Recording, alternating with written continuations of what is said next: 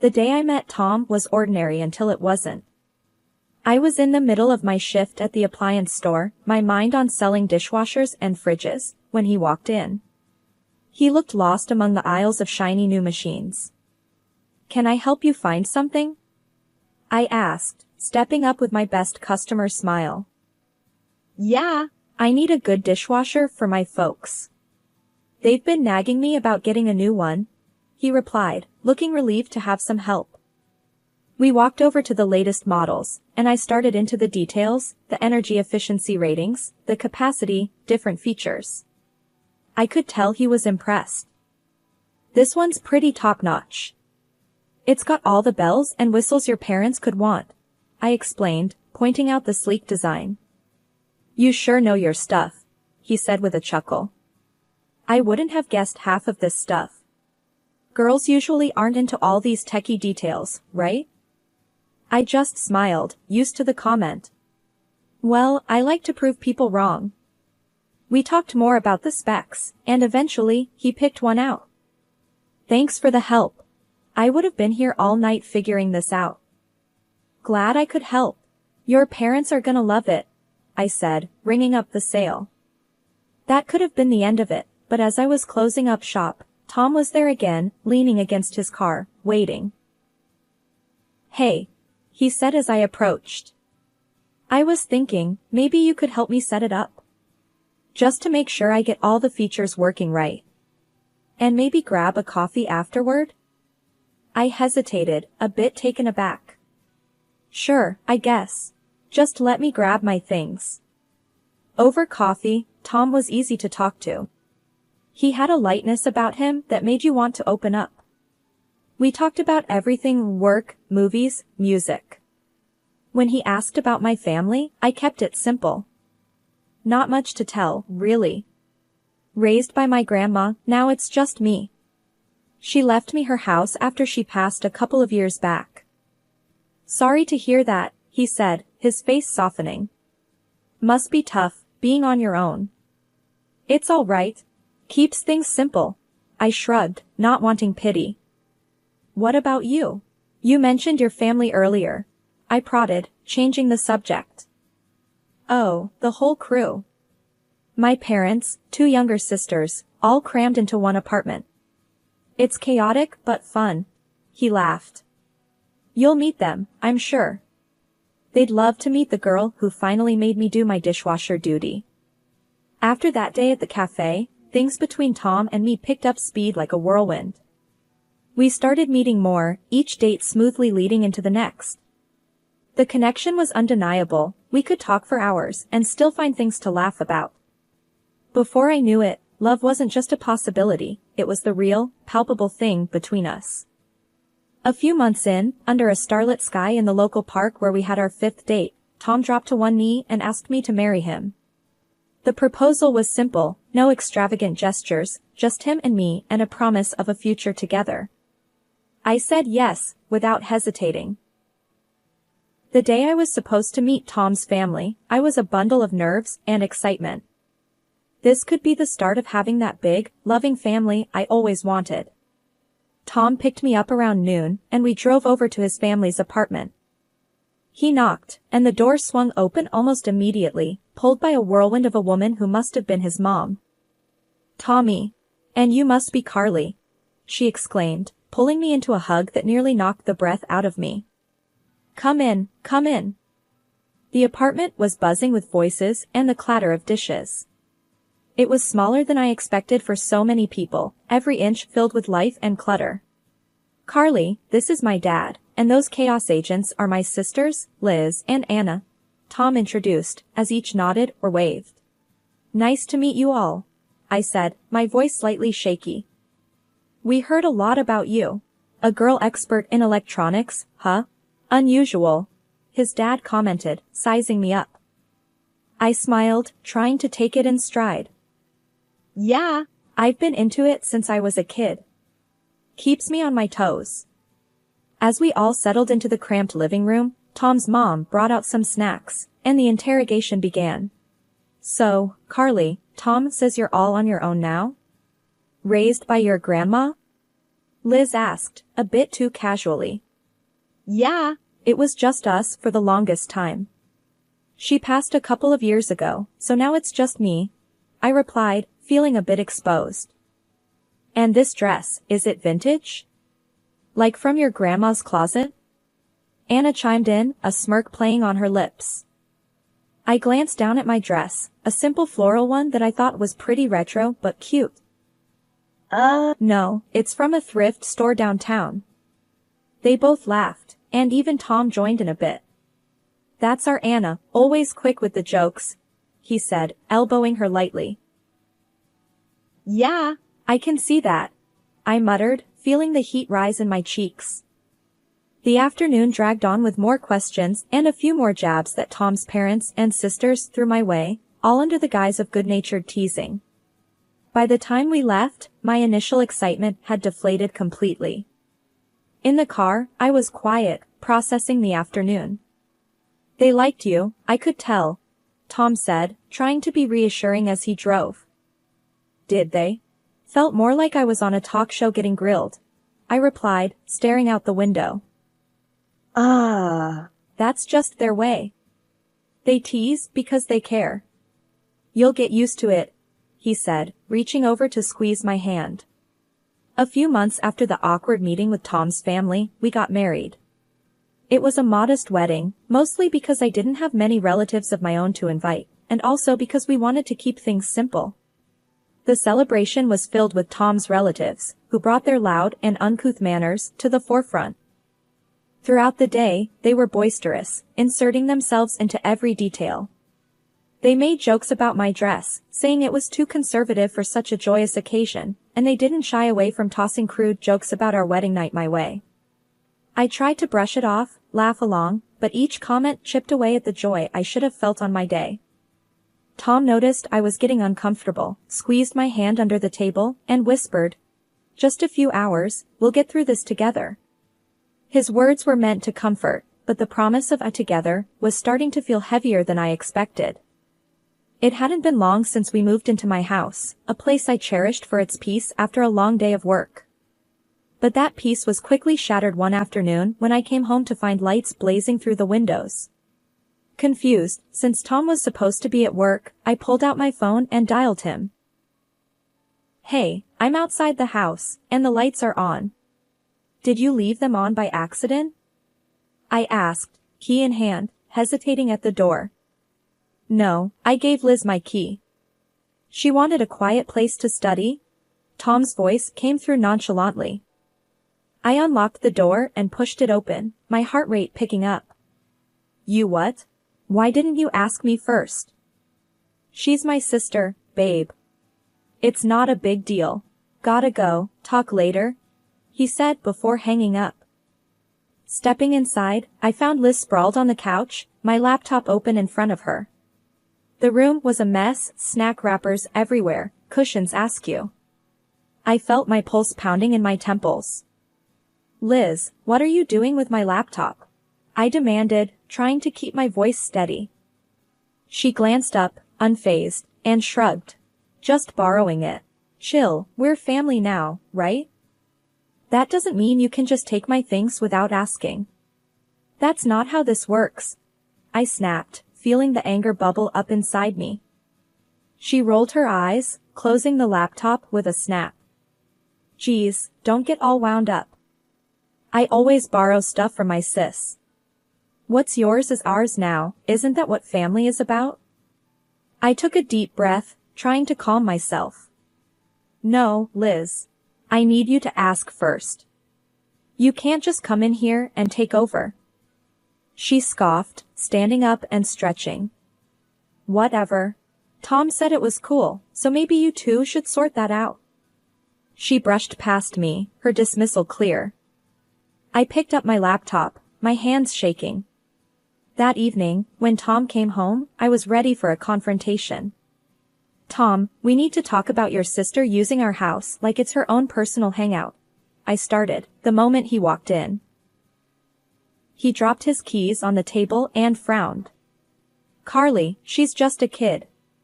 She's not hurting anything. Why are you making a big deal out of this?" She's not a kid, she's an adult, and she's disrespecting our space. Your family is overstepping, and you need to see that. I argued, feeling my frustration grow as he stood there, unmoved. Look, my family is just like that. They're open with each other. You're being too uptight about it. He countered, his voice raising slightly. Open doesn't mean entitled to invade my privacy or take my things without permission, Tom. That's not open, that's overbearing, and it's not okay. I shot back, my voice echoing in the now tense room. Tom sighed, rubbing his forehead. Okay, I'll talk to her. Just, try to be a little more flexible. Yeah. For me? After he went to call Liz, I sat down, feeling defeated. The ease with which my sanctuary had been invaded left me uneasy. I had always valued my space and privacy, but now I wondered just how much of that I'd have to give up. I thought weekdays were tough, but weekends turned out to be the real trial. It started one Saturday when Tom casually mentioned that his parents wanted to drop by. I didn't think much of it then, figured it'd be a quick hello and goodbye. Boy, was I wrong. That morning, I was sipping coffee in the kitchen when the doorbell rang. Tom hadn't even gotten out of bed yet, and there they were, his parents, bursting through the door like it was their own. Morning, Carly. His mom greeted loudly, as if it was the middle of the day. We thought we'd come and spend the day. Hope that's all right? I was cornered, not really given a chance to say no. Sure, come in. I managed, stepping aside as they barged in with bags of who knows what. His dad didn't waste any time. Where's Tom? Still sleeping? That boy could sleep through a tornado. I just nodded, feeling my weekend relaxation slipping away. Soon, Tom stumbled in, rubbing his eyes. Oh, hey, Mom, Dad. What's up? Just thought we'd visit. We brought stuff for a barbecue. You got charcoal, right? His dad said, already heading to the backyard.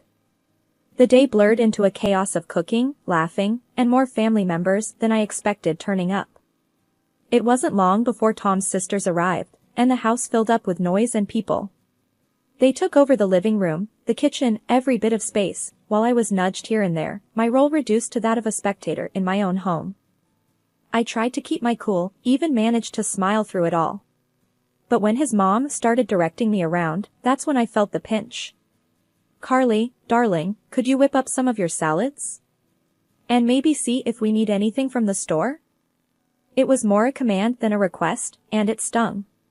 Sure, I'll check what we have, I said, forcing politeness. As the day wore on, the visit morphed into a full takeover. They sprawled out, watched my TV, changed the settings, ate my food, and left dishes everywhere. It felt more like an invasion than a family gathering. By evening, I was exhausted, physically and emotionally.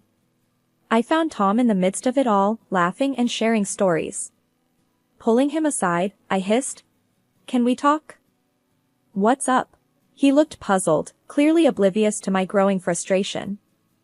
"This can't happen every weekend," I said flatly. "Your family takes over the house like it's theirs, and I feel pushed out." "It's too much, Tom." He looked taken aback, then defensive. "They're just enjoying themselves, Carly. It's what families do." "You're overreacting." "Overreacting? Tom, there's respecting family, and then there's this, disrespecting our space. Can't you see the difference?" My voice was rising, tension tightening my throat. He didn't respond, just nodded slowly, looking more at the floor than at me. The rest of the evening I moved through the motions, cleaning up after his family, feeling more like a maid than a wife or even a guest at this wild family circus. They finally left late in the evening, leaving behind a mess and a silence that felt both heavy and relieving. As I looked around at the clutter and chaos, I wondered how many more weekends I could handle this, how many more invasions of my privacy I could endure before something had to give. Every day, the behavior of Tom's relatives grew more arrogant and defiant. They began to insult me openly, making snide remarks about everything from my cooking to my choice of clothes, and laughing off my frustrations as if I were the family joke. Tom, instead of defending me, often joined in, laughing along with their hurtful jabs. This constant disrespect and belittlement became too much to bear. After one particularly harsh comment from his sister that Tom laughed at, I couldn't hold back anymore. We had a blazing row that night, where I told him I felt more like an intruder in my own home than his wife. That was the last straw. Hurt and angry, I packed a small bag and moved into the spare room, locking the door behind me. I was jolted awake early Saturday morning by the sound of my bedroom door creaking open. Groggy and disoriented, I squinted through the dim light to see Tom's parents shuffling around my room, peeking into my closet, inspecting my furniture. After the quarrel with Tom, I'd been sleeping here alone, finding some solace in the little privacy I had left. "What are you doing in here?" I snapped, pulling the sheets tighter around me as I sat up. "Oh, just checking out the room." Tom's mom chirped, not a hint of shame in her voice. "This is the best room in the house, you know." His dad nodded, poking his head through my curtains. "Yep, from today, we're thinking this will be ours. It's the most comfortable and beautiful in the house, after all." My mouth fell open. "What? No, you can't just decide that." They both laughed, as if I'd told a good joke. "Well, it's settled. We're moving in here. Gave our apartment to Liz," his mom added, as though it was the most natural thing in the world. I threw off my covers and marched straight to Tom, finding him in the kitchen, sipping coffee. "Tom, we need to talk. Now. Your parents can't just take over my room. This has gone too far." Tom looked up, his expression unreadable. "Carly, they need a place to stay. It's family. They think this room will suit them best." "Suit them? It's my room, in my house," I protested, my voice rising. He shrugged, a casual dismissal that made my blood boil. "Look, why don't you move your stuff to the attic? We can fix it up, make it nice for you." I stared at him, stunned. "The attic? Really? That's what you think of me now?" "It's not like that, Carly. It's practical, is all," Tom said, his tone flat. His parents chimed in, agreeing. "Yes, dear, be reasonable. We're family. And tomorrow, we're off to the city for your sister-in-law's wedding. You'll have the whole week to get the room ready for us." The whole room spun around me as they spoke. My home, my sanctuary, was being stripped away, piece by piece, by the very people who were supposed to respect it. As soon as the front door closed behind Tom and his parents, the silence of the house felt like a heavy blanket had settled over me. I was alone, finally, but the weight of what had transpired sat thick in my chest. They were gone for the week, and the thought of them returning to claim my room, the best part of my sanctuary, made my stomach churn. I paced the living room back and forth, my thoughts racing. This wasn't just about them taking over my space, it was about respect, and it was clear I wasn't getting any. Every corner of the house reminded me of the dismissals, the laughter at my expense, and Tom's complacency. Enough is enough, I muttered to myself. The decision crystallized in my mind with a clarity that surprised even me. I wasn't going to be pushed around in my own home anymore. First things first, I needed to secure my house. I called a locksmith, explaining the urgency. I need all the locks changed. Today, if possible.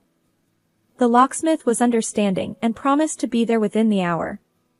As I waited, I gathered Tom's and his parents' belongings. It felt surreal, packing up their things like I was erasing their presence from my life. But with each item I placed into the boxes, I felt a bit more of my resolve hardening. By the time the locksmith arrived, I had piled everything neatly by the door. I explained what I needed, and as he worked, changing lock after lock, I felt the first true wave of relief wash over me. "Are you sure about this, ma'am? They won't be able to get back in?" the locksmith asked, a final confirmation before he finished. "I'm sure. Thank you," I replied, my voice steady. With the house secured, I stood outside, looking at the pile of their belongings. It was done. I'd taken the first real step towards reclaiming my life. But I knew this was just the beginning, there would be fallout. When they returned a week later, the confusion and anger on their faces as they found themselves locked out were exactly as I had anticipated. Tom was the first to react. "Carly, what the hell is this? Why are our things outside?" he shouted from the other side of the door, his knocks loud and persistent. "This is my house, Tom. I told you, I'm done being disrespected," I shouted back, not opening the door. "You can't just lock us out.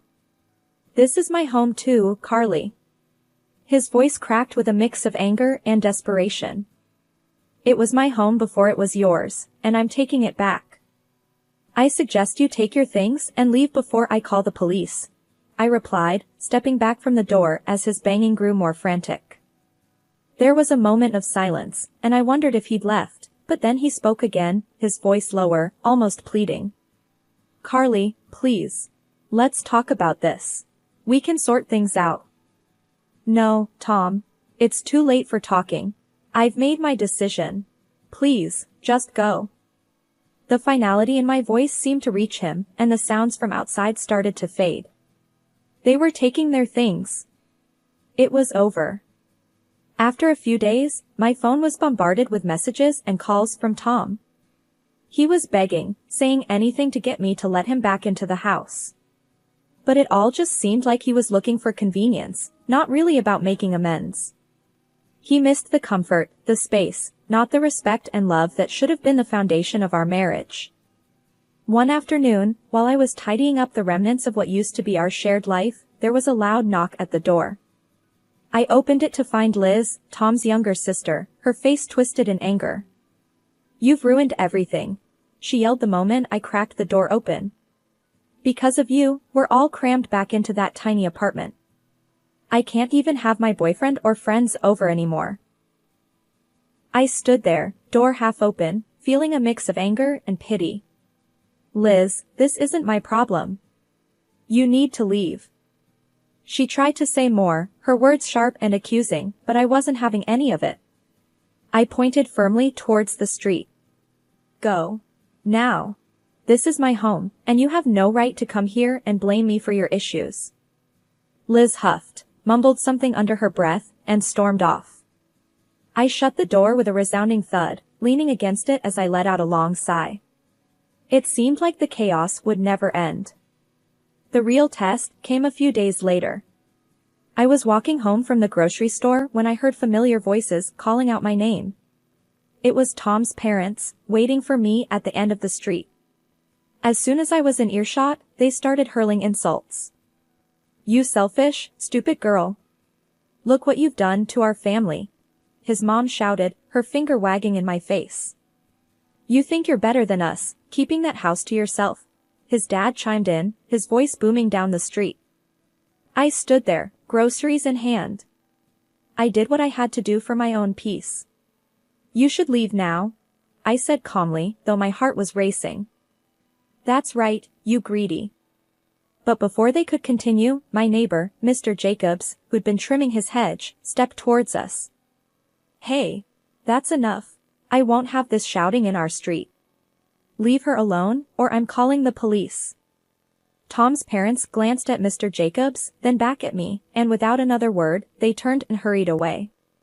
I muttered a thanks to Mr. Jacobs, who gave me a supportive nod before returning to his hedge. After the divorce was finalized, I put Tom and his family firmly in the past. I heard through friends that they were back in their cramped apartment, squabbling constantly among themselves. Life after Tom was quieter, simpler. I reclaimed my house and my life, painting walls, changing furniture, making everything mine again. One sunny Saturday, I decided to throw myself into gardening, a hobby I'd neglected for too long. As I was pulling weeds and planting flowers, my neighbor, Mr. Jacobs, leaned over the fence. "Looks like you're making quite the change out here," he called out, a friendly twinkle in his eye. "Yeah," I figured it was time to spruce things up a bit. "Make it feel like new," I replied, wiping sweat from my brow. "Need a hand? I've got some tools that might help," he offered. "Actually, that would be great. Thank you, Mr. Jacobs," I smiled, grateful not just for the tools but for the company. As we worked side by side, Mr. Jacobs shared stories of his own life changes and challenges, making me feel less alone in my journey. You know, Carly, starting over isn't a sign of giving up. It's a sign of being strong enough to move forward, he said, patting down some soil around a new plant. I nodded, feeling the truth of his words settle in. I'm starting to see that. It's tough, but I guess it's worth it. After Mr. Jacobs left, I sat on my porch, sipping tea, and really looked at my garden, my home. It was transforming, and so was I. The sense of peace was new, hard-won, and deeply cherished. That night, I made dinner for myself, a simple meal enjoyed at my kitchen table by the window. The house was quiet, but it was a good quiet, filled with potential and new dreams. I was on my own, yes, but I was truly myself again, stronger and surer than before. Life had thrown me curves, but here I was, ready to face whatever came next with a brave heart and a clear mind.